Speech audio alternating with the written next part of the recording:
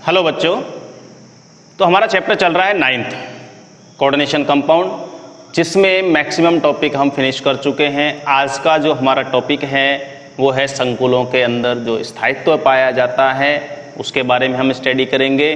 संकुल कैसे स्थायी होते हैं, कि क्या कारण है, स्थायित्व स्थिरांक क्या होते हैं, स्टेबिलिटी कांस्टेंट। ठीक है, तो ये हमारा आज का आखिरी टॉपिक होगा, लास्ट टॉपिक है इस चैप्टर के अंदर।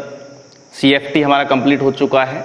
ठीक है, चलिए अपने टॉपिक पे आते हैं। संकुलों में स्थायित्व। संकुलों का स्थायित्व देखने के लिए हम किसी भी एक कंपाउंड के स्थायित्व की बात करें, कोई भी कंपाउंड स्थायी कब होता है, एक कैटायन और एक एनायन से मिलकर बनने वाला यौगिक स्थायी कब होता है, जब उनके अंदर इंटरेक्शंस प्रबल होते हैं, अंतः क्रिया अन्योन्य क्रियाएं प्रबल होती हैं। ठीक है, अब इसके कंपोनेंट क्या होते हैं संकुलों के? इनके होते हैं central metal atom and ligand. ठीक है, मेटल और लिगेंड के मध्य जो बॉन्ड बनता है, जो आकर्षण पाया जाता है, जो इंटरेक्शंस पाए जाते हैं, जो अन्योन्य क्रियाएं पाई जाती हैं, उनके ऊपर डिपेंड करता है संकुल का स्थायित्व। ठीक है, कि जिसके अंदर अन्योन्य क्रियाएं ज्यादा प्रबल होंगी वह संकुल उतना ही अधिक स्थायी होगा। इस अन्योन्य क्रिया को अपन लुईस अम्ल क्षार अन्योन्य क्रिया द्वारा भी समझ सकते हैं।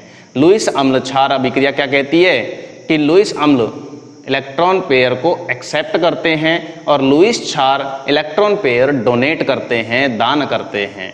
ठीक है, इलेक्ट्रॉन पेयर दान करने की प्रवृत्ति लुईस क्षार की जितनी प्रबल होगी, या फिर ऐसे कहें कि लुईस अम्ल की इलेक्ट्रॉन पेयर ग्रहण करने की प्रवृत्ति जितनी प्रबल होगी, उतनी ही प्रबल इनके अंदर अन्योन्य क्रियाएं पाई जाती हैं, इंटरेक्शंस पाए जाते हैं, तथा वह संकुल उतना ही अधिक स्थायी होगा।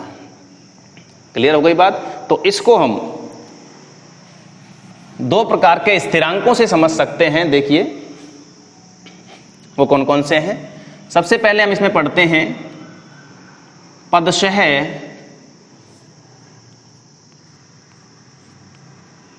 स्थायित्व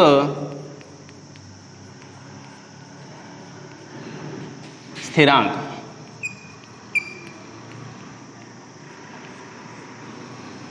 स्टेप वाइज स्टेबिलिटी कांस्टेंट। देखिए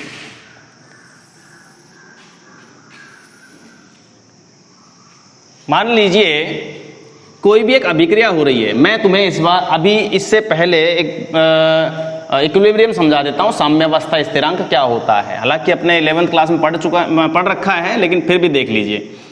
A + B gives C + D।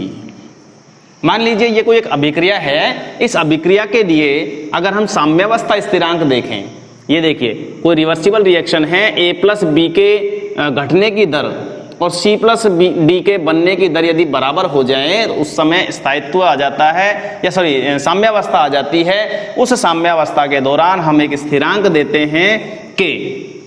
क्या होता है? उत्पादों की सांद्रताओं का गुणनफल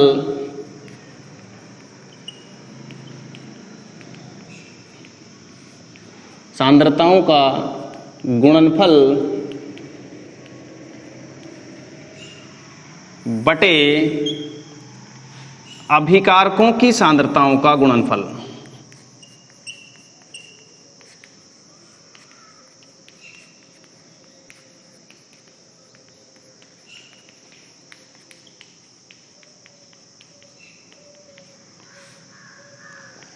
तो हम इस अभिक्रिया के लिए साम्यावस्था स्थिरांक कैसे देंगे? देखो उत्पाद कौन कौन है? C और D। C की कंसंट्रेशन को अपन लिखेंगे बड़ा ब्रैकेट बना के, और D की कंसंट्रेशन को लिखेंगे इस तरह से बड़ा ब्रैकेट बना के। तो C की कंसंट्रेशन इंटू D की concentration, concentration of C multiply by concentration of D, concentration of A multiply by concentration of B। तो ये हो गया हमारा K क्या हो गया? Stability constant. K क्या हो गया यहाँ पे? स्टेबिलिटी कांस्टेंट, जो एक इक्विलिब्रियम कांस्टेंट है, साम्यावस्था स्थिरांक है। ठीक है, साम्यावस्था स्थिरांक का मान जितना ज्यादा होगा, साम्यावस्था स्थिरांक का मान जितना ज्यादा होगा, इस अभिक्रिया का या इस अभिक्रिया में बनने वाले उत्पादों का स्थायित्व भी उतना ही अधिक होगा। कैसे बता सकते हैं? देखिए, C और D का जो गुणनफल होगा सांद्रताओं का, अगर वो मान ज्यादा हो और ये मान कम हो तो K का मान ज्यादा होगा। और हम यही तो चाहते हैं कि C और D की सांद्रता ज्यादा बने। स्थायी कब होंगे C और D? जब ज्यादा बनेंगे, और ज्यादा बनेंगे तो स्थायी होंगे। तो हम कह सकते हैं कि K की वैल्यू ज्यादा होगी तो ये ज्यादा बनेंगे, यानी कि इनका स्थायित्व तो उतना ही अधिक होगा।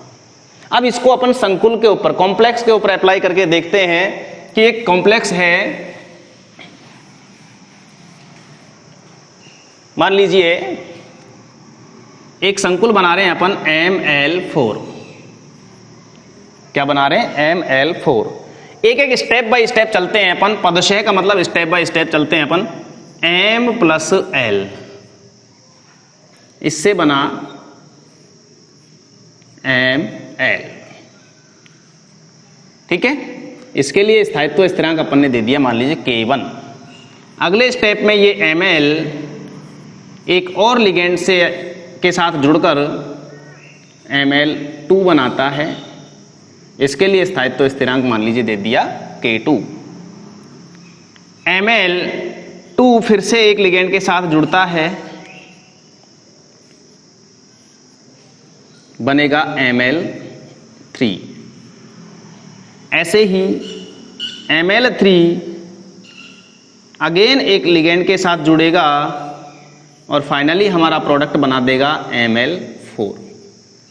जैसे ये K1 K2 है, इसी तरह से इनके लिए भी अपन क्या है, K3 एंड K4 दे देते हैं। क्या होगा इन K1 K2 K3 K4 का वैल्यू? हमने अभी थोड़ी देर पहले देखा था कि अभिकारकों की सांद्रताओं का गुणनफल बटे उत्पादों की सांद्रताओं का गुणनफल, उत्पादों की सांद्रता का गुणनफल बटे अभिकारकों की सांद्रताओं का गुणनफल। देखिए, उत्पाद कौन है? Ml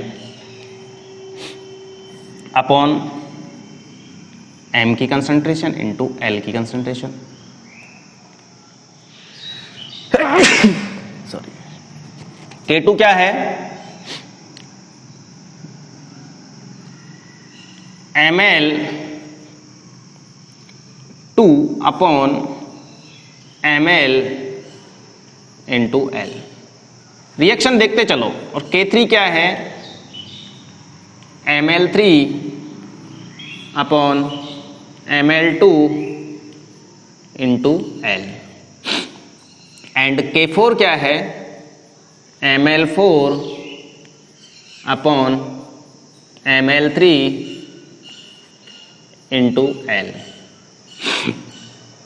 इस तरीके से चारों स्थायित्व स्थिरांक, चारों साम्यावस्था स्थिरांकों का मान हम दे सकते हैं। चारों का मान इस प्रकार से हम साम्यावस्था स्थिरांक के रूप में दे सकते हैं। ये चारों के चारों यहां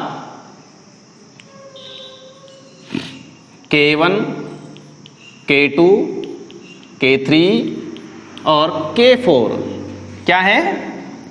प्रत्येक पद के लिए पदशः स्थायित्व स्थिरांक कहलाते हैं।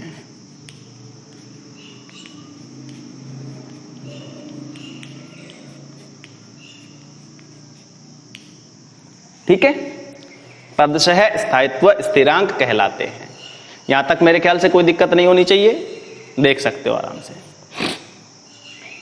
सिर्फ इतना ही है पदशः स्थायित्व स्थिरांक के अंदर। इसको उतार लो एज इट इज।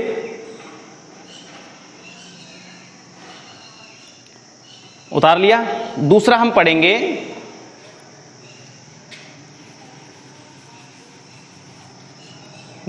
पढ़ते हैं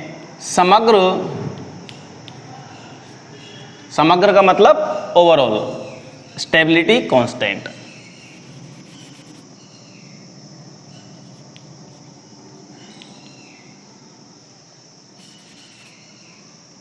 ओवरऑल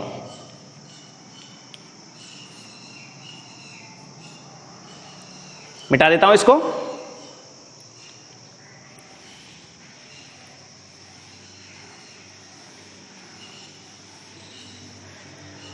देखिए ओवरऑल कैसे देखेंगे, मान लीजिए वही Ml4 संकुल है, इसको हम इस प्रकार से एक ही स्टेप के अंदर देखना चाहें इसके निर्माण को, तो देखिए क्या बन गया Ml4। देखिए Ml4 ये बन गया। अब देखिए इसके लिए जो स्थायित्व स्थिरांक देंगे हम वो कैसे देंगे, ये साम्यावस्था स्थिरांक जो देंगे वो कैसे देंगे, Ml4 की कंसंट्रेशन बटे M की कंसंट्रेशन इंटू L की कंसंट्रेशन, जो इसके स्टाइक्योमेट्रिक गुणांक हैं, यानी कि जो ये संख्या यहां दी जाती है मोलों की संख्या, इसको हम घात के रूप में लिखते हैं। समझ में आ गई बात। इसको हम K भी दे सकते हैं नाम, लेकिन K से हटके कुछ अलग दें तो इसका नाम देते हैं अपन, इसको प्रदर्शित करते हैं बीटा से। बीटा से, अब बीटा में भी 4 लिगेंड लग रहे हैं, मतलब कोऑर्डिनेशन नंबर 4 है, तो हम इसको ले देते हैं बीटा 4। बीटा 4, ये बीटा 4 क्या है, ओवरऑल स्टेबिलिटी कांस्टेंट।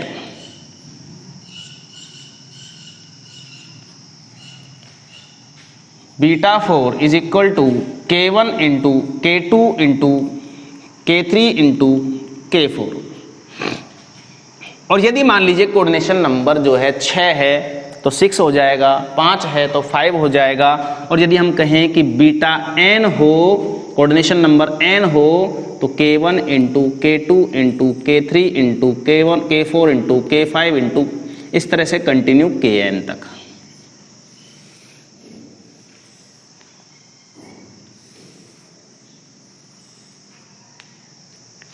इसको तो कहते हैं अपन ओवरऑल स्टेबिलिटी कांस्टेंट, और ये कोऑर्डिनेशन नंबर 4 के लिए ओवरऑल स्टेबिलिटी कांस्टेंट। बोलो साहब ये कैसे आया, ये कहां से आया, अरे चेक कर लो यार, कहां दिक्कत है, चेक कर लो, देखते हैं चेक करके क्या यही आता है क्या। Beta 4 is equal to ml upon m into L into ml2 upon ml into L, ml3 upon ml2 L, ml4 into sorry upon ml3 L. देखिए ये मैंने K1, K2, K3 और K4 की वैल्यू रख दी है यहाँ पे, K1 से K4 तक की वैल्यू रख दी इजीली। अब तुमको सब कुछ दिख रहा होगा, ml से ml गया, ml2 से ml2 गया, ml3 से ml3 गया, और कुछ तो नहीं जा रहा। बचा क्या है, ml4 upon m into l into l into l into l, तो l की घात 4, ये आ गया भैया बीटा 4। चेक कर सकते हो, चेक कर सकते हो क्या यही है क्या नहीं है, देखो हो गया, ये हो गया हमारा स्थायित्व स्थिरांक या संकुलों का स्थायित्व फिनिश। संकुल कब स्थायी होंगे, जब मेटल और लिगेंड के बीच में इंटरेक्शंस प्रबल होंगे, संकुल जल्दी बनेगा। उसको देखने के लिए हम देखते हैं स्टेबिलिटी कांस्टेंट, या कह सकते हैं इक्विलिब्रियम कांस्टेंट। इक्विलिब्रियम कांस्टेंट को ही यहाँ क्या नाम दिया गया है, स्थायित्व स्थिरांक। साम्यावस्था स्थिरांक को ही नाम दिया गया है स्थायित्व स्थिरांक। 2 प्रकार के हैं, एक पदशः और एक समग्र, यानी एक स्टेप वाइज, एक स्टेप में निर्माण कर रहे हैं, और एक ओवरऑल। ठीक है, चलो उतार लो इसको, समग्र स्थायित्व स्थिरांक को। ठीक है।